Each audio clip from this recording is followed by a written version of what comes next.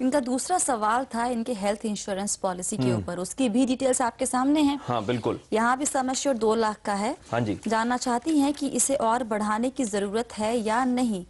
उनका अमाउंट जो है ठीक है, डेफिनेटली उसको थोड़ा बढ़ा सकते हैं बिकॉज फैमिली फ्लोटर लिया है उन्होंने। मगर इंश्योरेंस एक एक्सपेंस है, तो अपने पूरे एक्सपेंस एनालिसिस करके देखिए, आपके पास अगर बफर बच रहा है एक्सपेंस का तो ठीक है, नहीं तो अदरवाइज धीरे धीरे करके over a period of time बढ़ाइए। और बजाज एलियांस के साथ आप कंटिन्यू कर सकते हैं। रीजन ये है कि बजाज का जो सर्विसिंग है वो इन हाउस है, वो थर्ड पार्टी एडमिनिस्ट्रेशन के पास है, जिसे हम टीपीए बोलते हैं, वो नहीं है। तो यूजुअली देखा गया है अमूमन जिन कंपनियों की इंश्योरेंस सर्विसिंग इन हाउस होती है, specially general insurance, medical insurance में, उनका टीपीए से ज्यादा अच्छा सर्विसिंग रहता है, और जो कि एक बहुत क्रूशियल चीज है मेडिकल कवर में। तो आप इससे कंटिन्यू रख सकते हैं over a period of time, इसको धीरे धीरे करके 5 लाख के ऊपर कवर पे लेके जाइए। आपने एक और अच्छा क्वेश्चन पूछा है क्रिटिकल केयर के ऊपर, कि ये राइडर लें या क्या करें। इसे हम यूजुअली अपने क्लाइंट को फाइनेंशियल प्लानिंग के तहत बोलते हैं कि आप राइडर मत लीजिए। राइडर इसलिए ना लीजिए बिकॉज क्रिटिकल केयर हमारे हिसाब से मेडिकल से ज्यादा इंपॉर्टेंट है। मेडिकल केयर से क्रिटिकल केयर उन ऐसी सीरियस बीमारियों के लिए होता है जिसका इंपैक्ट फाइनेंशियली आपके ऊपर बहुत हो सकता है। मान लीजिए किसी को कैंसर हो गया, अब उस कैंसर की वजह से आपकी हॉस्पिटलाइजेशन हो, ये जरूरी नहीं है, बट आपका medical expenses to treat that cancer can be very very high. तो इसलिए आपको एक इंडिविजुअल क्रिटिकल केयर पॉलिसी लेनी चाहिए रादर देन राइडर के तरह पे, और एक अच्छा अमाउंट लीजिए बिकॉज आपका यूजुअल फाइनेंशियल इंप्लीकेशन एक क्रिटिकल इलनेस में ज्यादा होता है अमूमन किसी मेडिकल या हॉस्पिटलाइजेशन के मामले में। सो क्रिटिकल केयर की तरफ ध्यान रखिए, इंपॉर्टेंट है ये। गीतिका, 2 सवाल के जवाब हो गए, तीसरा सवाल क्या है आपका?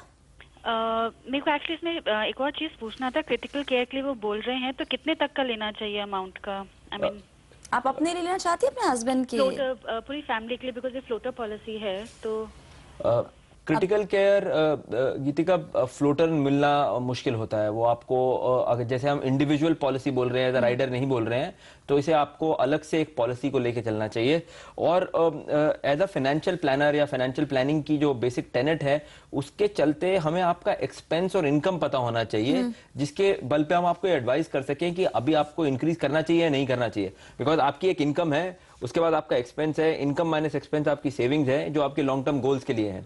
हम आपका एक्सपेंस अननेसेसरीली बहुत जल्दी नहीं बढ़ा सकते हैं, और इनकम लिमिटेड है अपने आप में। तो आप उसको देखिए, एनालाइज करिए, अपने फाइनेंशियल प्लानर के साथ बैठिए और ये डिसीजन लीजिए कि आपको क्रिटिकल केयर अभी ले सकते हैं या बाद में ले सकते हैं, बट लीजिएगा जरूर, लेकिन उसको एक इंडिविजुअल पॉलिसी के तौर पे। तीसरा सवाल आपका म्यूचुअल फंड से जुड़ा हुआ है गीतिका। हाँ जी, हाँ जी, बताइए। हमने करीब अबाउट 10 लाख म्यूचुअल फंड्स में इन्वेस्ट किया था as a like the goal was to keep it as money in the bank but yet get greater interest and flexibility. So हमने कुछ फंड्स में लगाया था, बिरला सन लाइफ और UTI और HDFC इनकम ग्रोथ। So ये फंड्स ठीक है, और should we change considering the goal that I've specified? Okay, ये सारे आपके वन टाइम इन्वेस्टमेंट्स हैं? हाँ जी, ये वन टाइम इन्वेस्टमेंट्स हैं। इन्होंने जो गोल बताया कि बैंक्स में ना रख के इन्होंने एक इन्वेस्टमेंट लॉन्ग टर्म के लिए म्यूचुअल फंड में रखी है, उस ऑब्जेक्टिव से इनका गोल के हिसाब से इन्होंने इन्वेस्टमेंट ठीक करी है। बैंक के सामने मंथली इनकम प्लान लिया है, कमेंसमेंट जून 2010 में रखा है, काफी अच्छा या डिसेंट रिटर्न निकल गया है इनका इसमें। सो अभी आप इसके अंदर कंटिन्यू रख सकते हैं, इसको आप चेंज मत कीजिए। बट जो आपका ये गोल है गीतिका, ये एक्चुअली में ट्रू सेंस में फाइनेंशियल प्लानिंग गोल नहीं है। ये गोल आपका जो होना चाहिए वो होना चाहिए लाइफ से रिलेटेड, कि आपकी रिटायरमेंट के लिए है, बच्चों के एजुकेशन के लिए है, शादी के लिए है, बाइंग ऑफ हाउस है, या आपको ग्लोबल वेकेशन पे जाना है, या कोई और किसी तरह का एक आपकी लाइफ का गोल होना चाहिए, रादर देन कि बैंक की जगह मैंने ये रखा है। और उस गोल के अंदर आपको 2 चीजें देखनी है, किस टाइम पे वो गोल आपको चाहिए और कितना अमाउंट चाहिए। उसके बेसिस पे एज फाइनेंशियल प्लानर हम कैलकुलेट करके आपको बता सकते हैं कितना अमाउंट कब आपको चाहिए और कौन से प्रोडक्ट में लगाना है। तो फिलहाल अभी आप उनको कोई डायरेक्टली एडवाइस नहीं करेंगे इन फंड्स के बारे में, बने रहें या फिर इसमें से कुछ फंड्स से स्विच करने की जरूरत है? स्वाति, फंड्स ठीक है, ऑब्जेक्टिव ठीक नहीं है।